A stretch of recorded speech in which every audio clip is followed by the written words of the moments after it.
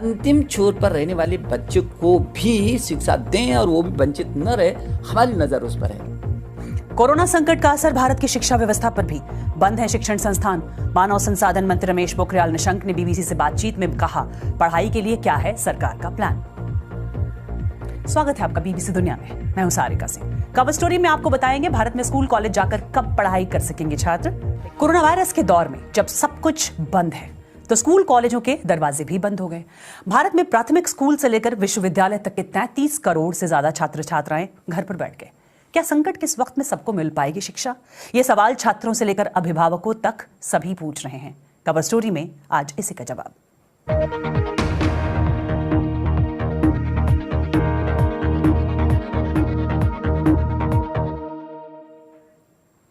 इस महामारी और लॉकडाउन का असर भारत समेत दुनिया भर के लगभग 70% छात्रों पर पड़ा है। पर अब जब धीरे धीरे लॉकडाउन में ढील दी जा रही है तो कई देशों में स्कूल भी खुलने लगे हैं। ब्रिटेन में प्राइमरी स्कूल खुले तो 1 से लेकर 6 साल तक के बच्चों ने स्कूल का रुख किया। नीदरलैंड में बच्चे जब स्कूल पहुंचे तो स्कूल और साथी तो वहीं थे, पर पढ़ाई और खेल दोनों का माहौल वहां बदला बदला सा था। बच्चों को नए नियमों का पालन करना पड़ रहा है, हर चीज में दूरी बरतनी पड़ रही है। लेकिन वहीं जब दक्षिण कोरिया में स्कूल खुले तो सुरक्षा के इंतजाम नाकाफी थे और स्कूलों को दूसरे दिन ही बंद करना पड़ा।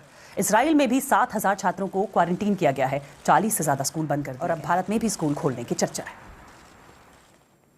पर भारत के लिए चुनौती और भी बड़ी है। यहां जितनी छात्रों की तादाद है वो अमेरिका जैसे देश की आबादी के बराबर है। इतने लोगों को शिक्षा मुहैया कराना और संक्रमण से बचाना कितनी बड़ी चुनौती है। छात्रों से लेकर अभिभावकों तक की चिंता यही है कि कोरोना वायरस के दौर में पढ़ाई कैसे होगी, स्कूल कब खुलेंगे और जब सब कुछ बदल रहा है तो शिक्षा व्यवस्था कितनी बदल जाएगी। मैंने ये जानने की कोशिश की भारत के मानव संसाधन मंत्री रमेश पोखरियाल निशंक से।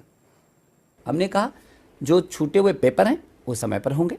सीबीएसई के जो पेपर हैं उसकी तिथियां निश्चित की हैं कि इस 1 जुलाई से 15 जुलाई तक वो पेपर होंगे। हमने कहा कि जो नीट है, जेईई है, मेंस और मेन के अलावा जो जेईई एडवांस है, इन सब की तिथियों को भी हमने निश्चित किया। क्या बहुत बड़ा टास्क नहीं है सोशल डिस्टेंसिंग के इस दौर में? कैसे करेंगे उतने सारे क्लासरूम का अरेंजमेंट, या कैसे इतने बड़ी तादाद में स्टूडेंट्स एक साथ परीक्षा देंगे? देखिए, हमारे सीबीएसई बोर्ड के लगभग 71 प्रश्न पत्र तो हो गए थे। अब जो 29 विषय रह गए जो प्रश्न पत्र, केवल हमें उनका ही करना है और उसके लिए भी हमने ये तय किया है कि उनको एक जगह से दूसरी जगह जाने की ज़रूरत नहीं है। वैसे तो सीबीएसई के हमारे लगभग 5,000 से भी अधिक परीक्षा के केंद्र थे, लेकिन उनको अब हमने उन केंद्रों पर नहीं जाएंगे बच्चे।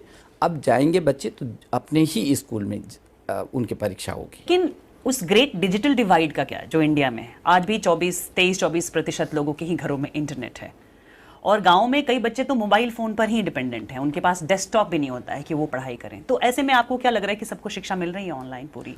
देखिए, अचानक ये जो परिस्थिति आई ये किसी को भी पता नहीं था और उसको कुछ नहीं मिलने से कुछ मिल रहा है, बल्कि कुछ से और आगे मिल रहा है। हम लोगों ने ये तय किया है कि पूरे ऑनलाइन जो शिक्षा है इन परिस्थितियों में, क्योंकि और कोई विकल्प अभी आपके पास दिखता नहीं है, तो अध्यापकों को मदद से जो हम लोगों ने ये पाठ्यक्रम ऑनलाइन दीक्षा, स्कूली शिक्षा के लिए दीक्षा और ई पाठशाला, इस पर सीबीएसई के भी और एनसीईआरटी के भी सारे कोर्सेज हैं। अंतिम छोर पर रहने वाले बच्चे को भी शिक्षा दें और वो भी वंचित न रहे, हमारी नज़र उस पर है। यदि उसके पास इंटरनेट नहीं है और यदि उसके पास स्मार्ट टेलीफोन नहीं है तो उसको चिंता करने की ज़रूरत नहीं है। उसको उसी ढंग का पाठ्यक्रम करके हम उस स्थान पर लाएंगे। ज़रूरत पड़ेगी भविष्य में तो रेडियो का भी प्रयोग करेंगे। जिस तरह से 7.5 लाख के करीब छात्र बाहर जाते हैं हर बार, कन्फ्यूजन की घड़ी है कि वो ये सोच रहे हैं कि उनका क्या होगा उनके भविष्य का, और आपने कहा कि उनको यहीं पर पढ़ने का मौका दिया जाएगा। क्या इसके लिए इंफ्रास्ट्रक्चर तैयार है भारत में? देखिए, मैं उन छात्रों से और उनके अभिभावकों से, दोनों से मैं अपील करूँगा कि उनको बाहर जाने की ज़रूरत नहीं है। हमारी जितनी आईआईटी है, आईआईएम हैं, एनआईटीज़ हैं, आईसर हैं, यहाँ से निकलने वाले बच्चा और दुनिया में छाया हुआ है। हमारा एनआईटी है, हमारा आईआईएम है। आप सोचिए 125 करोड़ की आबादी है, आप 33 करोड़ बच्चे हैं। क्या उनके लिए उतने संस्थान हैं? बहुत संस्थान है और बढ़ाएंगे हम इनको। और इसके माध्यम से हम ग्लोबल बनेगा ना। स्कूल कब खुल पाएंगे? स्कूल कॉलेज बच्चे वापस कब जा पाएंगे? हम आशा कर रहे हैं कि 15 अगस्त तक हम उसका रिजल्ट भी घोषित करेंगे, ये नई परीक्षाओं का प्लस जो परीक्षाएं। स्कूल कॉलेज फिर अगस्त के बाद ही खुल पाएंगे? बिल्कुल, और अगस्त के बाद स्कूलों को खोलने की परिस्थितियां बनेगी।